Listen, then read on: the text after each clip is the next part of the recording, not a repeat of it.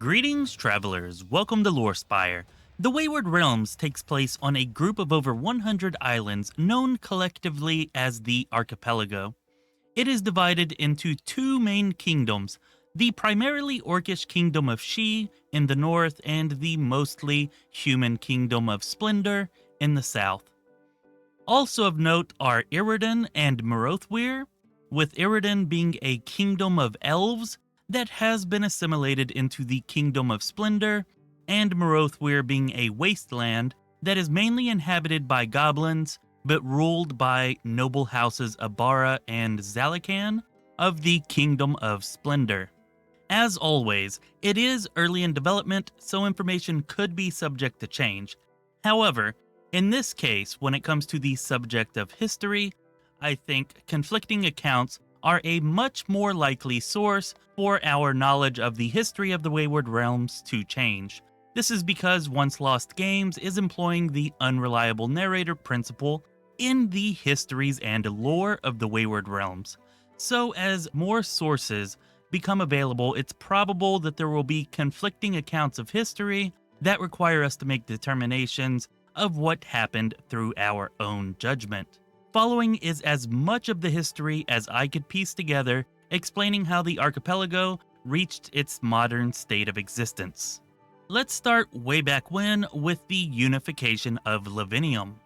Lavinium is a massive continent that is relatively close to the archipelago, and it was initially unified by the Great Hajar, an ancient conqueror whose character was inspired by Alexander the Great and Genghis Khan.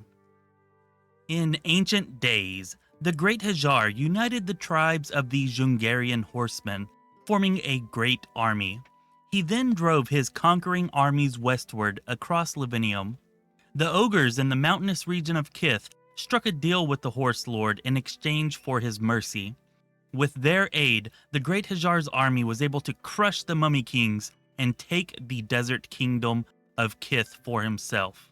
As an aside, the Mummy Kings were rulers of the Desert Kingdom of Kith on the continent of Lavinium. They are the only rulers I could find a mention of that existed before the Great Hajar. They used magic rituals to extend their lives, becoming a form of intelligent undead, and those magic rituals eventually led to the creation of Death Knights that can be found in the tombs and possibly other places throughout the archipelago. Anyways, for their part in helping the Great Hajar create his empire, the ogres were well rewarded. In this new land of strange gods and eccentric cultures, the Hajar came to rely on his ogre advisors to guide his decisions, going as far as appointing them as governors and statesmen in the region to rule on his behalf. After creating this empire of Lavinium, the Great Hajar adopted various religious figures and customs from those people he had conquered to help solidify his control over the populace. Since the time of the Great Hajar, his empire has broken up and been rebuilt multiple times. Currently, it exists as many separate kingdoms and regions. Sometime after the Great Hajar's empire was created, the peoples of Lavinium began invading the archipelago. Those invasions began around 1,000 years ago. But before we continue with that, we need to discuss the history of the archipelago up to this point. And we don't really know much about that, but there are two important things that we do know. First is that the orcs are the only playable race that is native to the archipelago, and the second is that the archipelago and the orc civilization had recently experienced a literal earth-shattering calamity. I'm using the term recently in a bit of a loose manner here. Let me explain. The archipelago was not always a chain of islands. It was once a solid landmass until some, as of yet unspecified, calamity occurred that broke that landmass into the many islands that now make up the archipelago. I say the calamity was recent to the beginning of the human invasions because it has been referenced as having weakened orc civilization in such a way as to have made it easier for the humans to push them back to the lands of She. A calamity great enough to break a landmass into over 100 different islands could have left orc civilization weakened for decades or maybe even centuries before the human invasions of the archipelago began. As a quick side note, We know that the wasteland of Morothweir is an ancient seabed that was raised to the ocean's surface when the calamity that created the archipelago occurred. So now that we have all that info established, let's get back to the invasions. About 1,000 years ago, the various peoples of Lavinium would invade the archipelago, pushing the weakened orcs into the lands of She and creating various kingdoms that over the centuries eventually coalesced into the Kingdom of Splendor. They of course brought their religious ideals from Lavinium with them, which mixed with the orcs' own religious worship and resulted in the goddesses as they are perceived and worshipped during modern times in the archipelago. Now, as far as I can tell, we don't know any more specific history at this time until King Basilius I began to rule Splendor some 200 or so years ago. But first, before we get to King Basilius I, there are a few things that we can cover that seem to most likely have happened during the 800 or so years between the initial human invasion of the archipelago and the rule of Basilius I. One of them is the elvish colonization of a chain of forested islands in the archipelago, now known as Iridan. The elves came from an unknown part of the continent of Lavinium to settle these islands sometime after the initial human invasions, but before the humans had expanded their territories to include the islands that make up Iridan. Then, of course, the humans of Splendor eventually came to absorb the elvish kingdom of Iridan into their own kingdom, probably through conquest, but that really is just a guess on my part.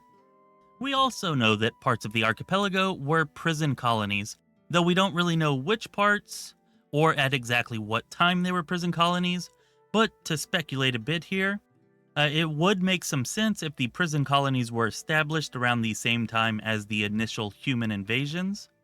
This would have allowed the convicts to possibly serve as expendable troops for the human armies.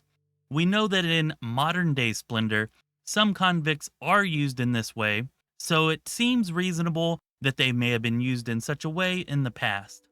Alternatively, the prison colonies could have been established after the initial human invasion as a way to bolster the human population and colonize as many islands as possible as rapidly as possible. Last, it seems that the goblins, ogres, and dwarfs came to live in the archipelago at some point during the 800 years in question. These races all seem to be spread throughout the Kingdom of Splendor, and likely to a lesser extent, the Kingdom of She.